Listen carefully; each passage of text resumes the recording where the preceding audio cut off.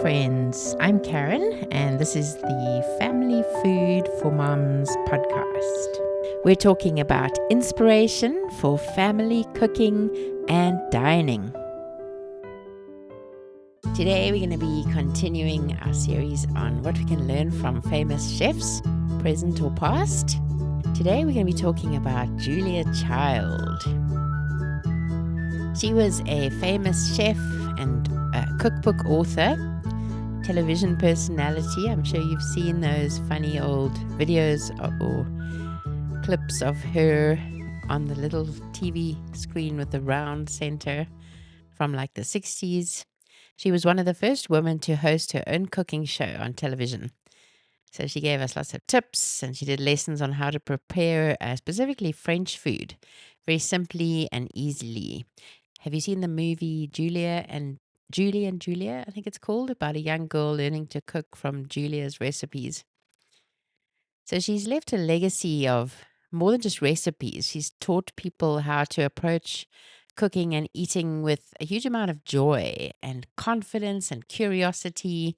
She loved food. She loved to eat, and she was so enthusiastic about it. And she was very good at teaching you how to make things simple and how to just go for it with your cooking. So, the first thing I want to mention that we can learn from her about cooking is don't be afraid to make mistakes. She said, the only real stumbling block is fear of failure. So, when you're cooking, she believed you've just got to go for it and not worry about what could happen, but just enjoy it. Have fun. Don't let it be intimidating.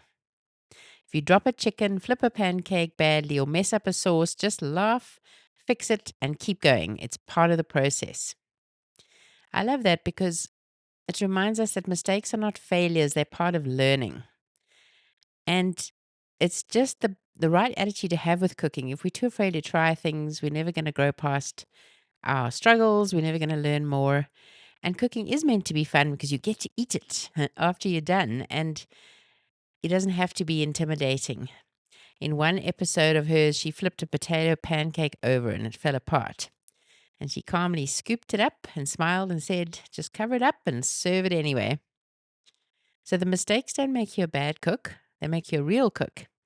Every time you burn toast or you're making a sauce that breaks, it teaches you something and you'll be better the next time. So don't be afraid of your mistakes. They're going to be there. Number 2 from Julia Child, learn the basics and then build from there. So she really believed in mastering the fundamentals, like knife skills, how to chop effectively, the sauces, especially the 5 French mother sauces that you can then make derivatives from. I'm starting to learn those. I haven't mastered many of them. Then techniques like roasting, sauteing, baking. So learning the basics and building means that you can cook just about anything. If you learn how to chop onions or make beef stock or saute vegetables, then you have the tools to cook anything. So in her Mastering the Art of French Cooking cookbook, she starts with basic sauces and then build up slowly to complex dishes like boeuf bourguignon. So remember to focus on core techniques. So watch a YouTube video or learn something simple and practice it. And then once you've done that, it'll be easier and then you'll be free to try the next level. And you can also learn to cook confidently without always needing a recipe if you master the basic techniques.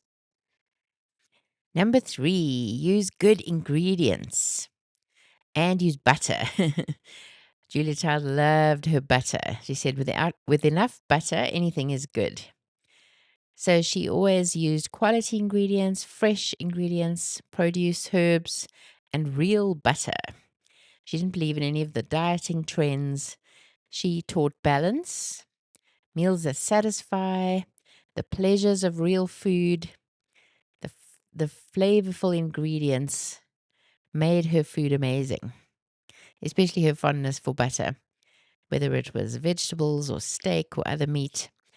And she taught that the quality ingredients make all the difference to the flavor of your meals.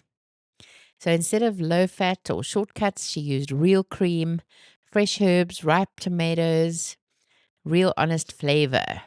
Use the best ingredients you can reasonably afford, and don't be afraid to use things like butter. Number 4, be curious and adventurous when you're cooking. So don't cook on autopilot or just follow a recipe, but smell the garlic sizzling or feel the dough in your hands or take pleasure in the way the beautiful colors of the salad or the vegetables look. Taste your sauce as it simmers. So be present as you're cooking. She embraced all kinds of techniques, trying foreign foods, diving into French cuisine. But that was later on because her curiosity drew her to those things and it was infectious. She had a love of learning and she urged others to be curious in the kitchen and to try new things. So we don't have to be that complicated with our cooking, but to enjoy the process, to be present, to be adventurous with our cooking is perhaps out of our comfort zones, but it will have wonderful results. So don't just stick to what you know. Try something new, try a different culture's food, try something that you used to have as a child and you've never cooked before. Try something different and enjoy doing it. Number 5, cooking is for everyone. So she really believed that people could be good cooks.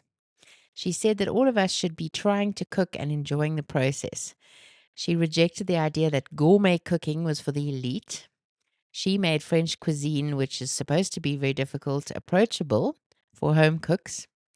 On her TV show, The French Chef, she would share many practical tips and show you herself just making a recipe, clear explanations, humor, and demystifying the intimidating recipes.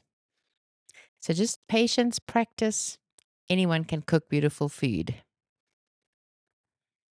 Then number 6 for her, food was about connection. It was meant to be shared. Meals were meant to be shared with others, family, friends, guests. There was lots of laughter and lots of fun in the meals together. There was always a big wooden table, I think in their house in the vineyards. They would have lots of chairs around it, community, people coming, guests coming for the meal and enjoying the time together.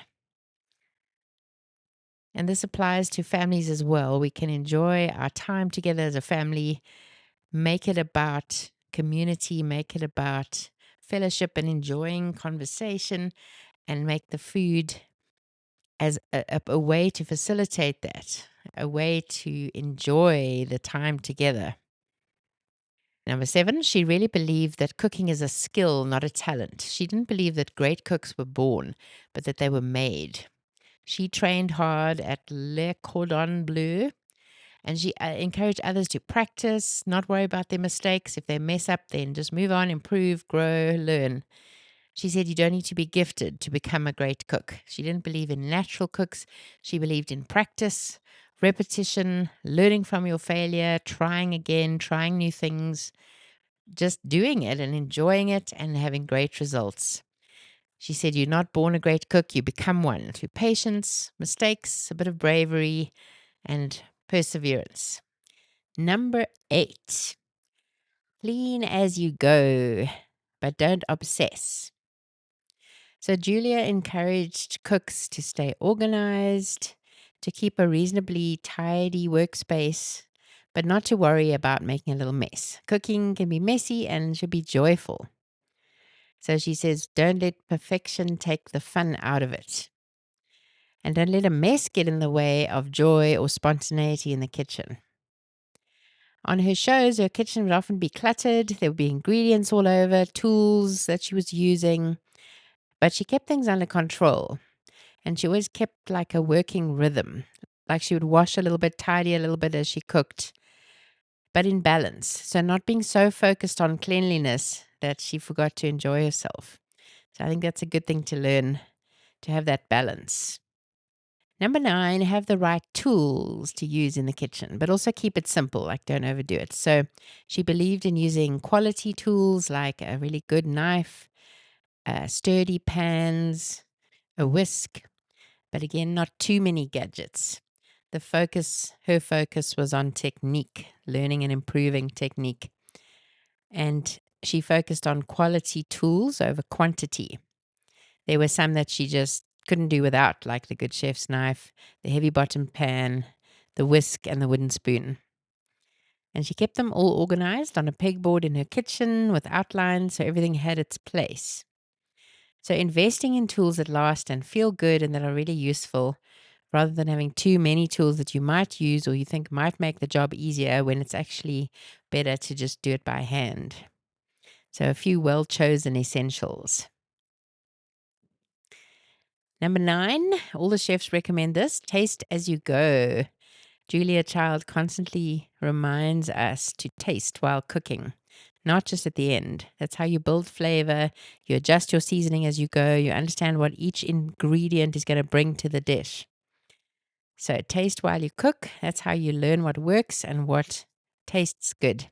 So, when making a sauce, she tasted at every stage. She talked about what was missing: salt, squeeze of lemon, touch of cream.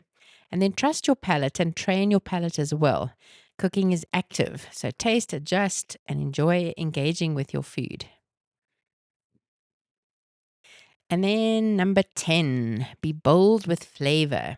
Julia wasn't shy with seasoning. She embraced using garlic, wine, cream, mustard, herbs, spices, strong cheeses.